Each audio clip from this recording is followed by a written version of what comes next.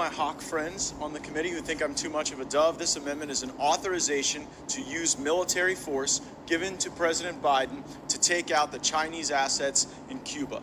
Part of China's leveraged buyout of Russia has been them taking control of Russian property and Russian assets in Cuba and then vastly improving those.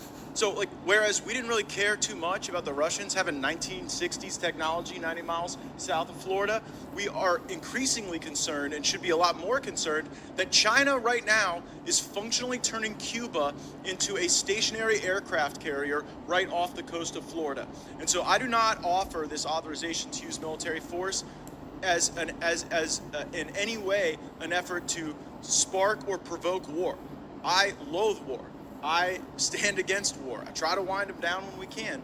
But in this case, I believe giving the president the authority to take out these Chinese assets in Cuba might be the very thing necessary to prevent war, to deter the Chinese from putting this in.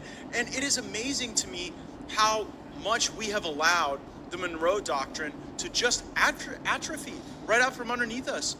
We would never have allowed these types of encroachments by China into Latin America, into the Bahamas, the Caribbean, Cuba, if we really cared about the Monroe Doctrine. So while the Foreign Affairs Committee has unfortunately asserted equities here, and I'll have to withdraw the amendment, I do think we need to have a very serious conversation about what these Chinese buildups in Cuba mean, and we cannot view them through the same lens that we viewed Russia's participation in Cuba's